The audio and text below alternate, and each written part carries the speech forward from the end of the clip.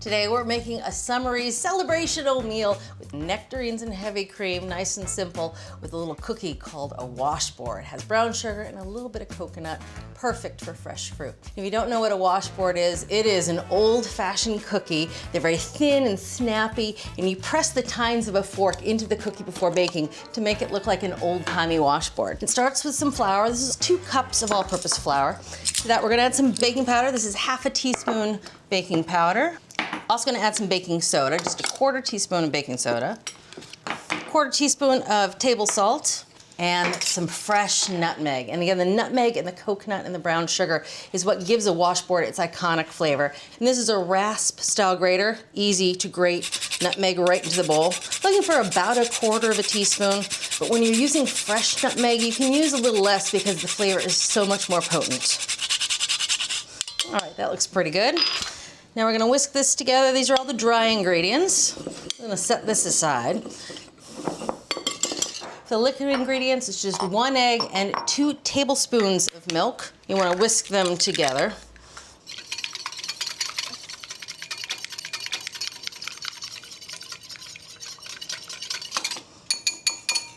All right, so there's the liquid ingredients, the dry ingredients. Here's a cup of sweetened coconut. And now we move over to the mixer. We're gonna cream the butter and sugar together. It's a stick of unsalted butter that's been cut into tablespoon-sized pieces. Now it's softened. You can see I can pinch it, but it's still a little cool to the touch. You don't want it too soft. I'm gonna add this to the mixer along with a cup of light brown sugar. That's a packed cup of light brown sugar. Now we're gonna beat this together a couple minutes till it's lighter in color and fluffy. I'm gonna start it on low so I don't make a mess, and then crank it up to medium-high.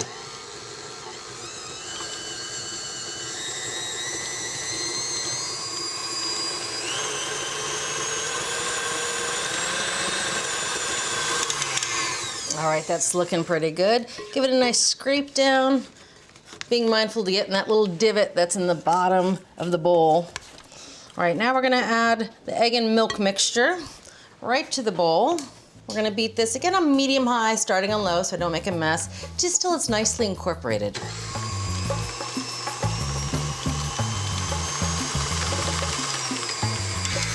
All right, that's nicely incorporated. And you notice it looks a little broken, a little curdled. That's completely okay. That often happens at this stage when making cookies. I'm just gonna scrape it all together because the flour is really gonna bind it all back together.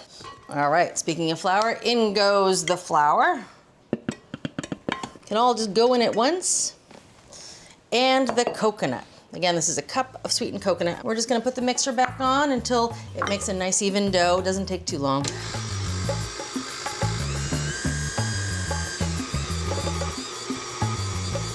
All right, that looks pretty good. I like to do the last few bits by hand just because there's a lot of nooks and crannies in the paddle and in the bottom of the bowl. And doing it by hand just makes sure it's nice and consistent.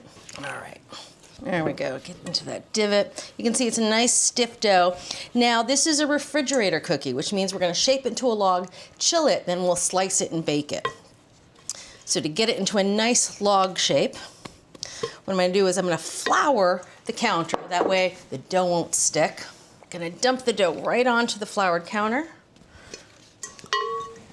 All right, with floured hands, I'm just gonna press it into a tidy log. Now you want the log to be about 1 inch thick and about 3 inches wide. So here I actually have a ruler.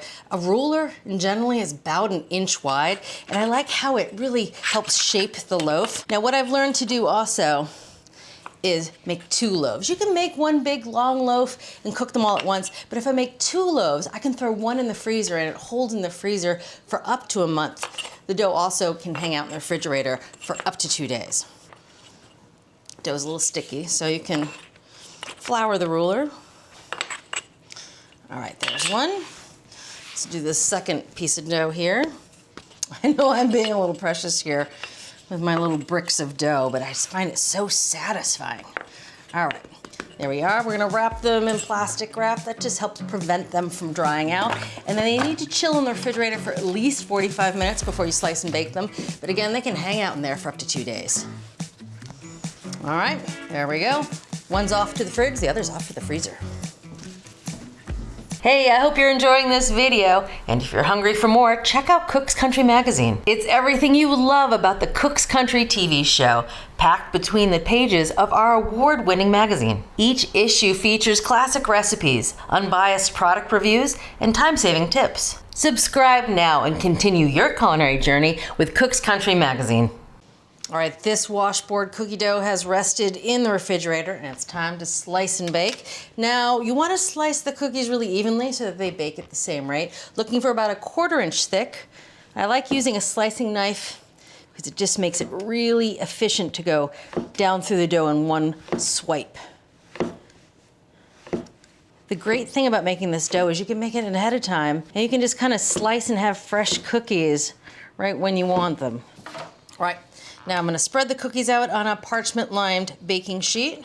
I actually trimmed the parchment to fit the baking sheet perfectly. Sometimes I like buying the pre-cut pieces of parchment because they're easy, but they kind of go up on the sides, and these cookies are so delicate that they will shape with the curved parchment. So I did trim this a bit. I'm going to spread them out.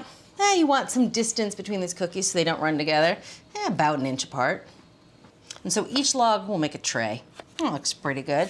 Now for that traditional washboard shape, just gonna use a fork. I'm gonna dip it in some flour because this cookie dough is pretty sticky.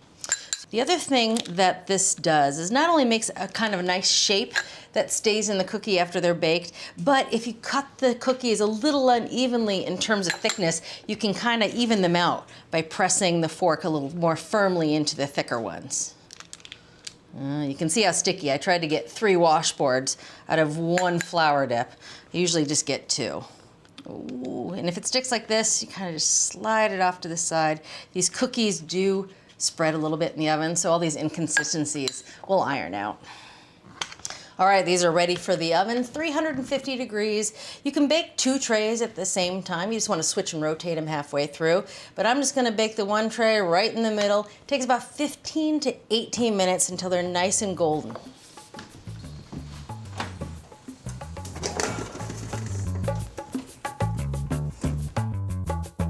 Time to check the cookies. They are gorgeous and they smell delicious. You can smell the coconut, the brown sugar. You actually can smell a little of the nutmeg. You can see they're nice and golden. They've spread out a little bit. All right, I'm gonna let these cool on the back counter for about 10 minutes on this hot baking tray. Then I'm gonna take them off and let them cool completely.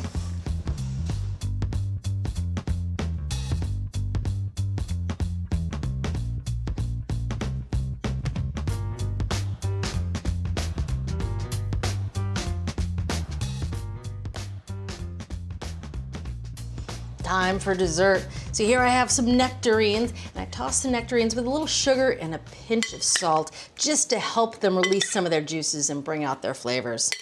And this is a dessert I serve a lot for company when they come over because everyone just really appreciates good fruit that is sat with some sugar. It's called macerating, and then served with some really good heavy cream.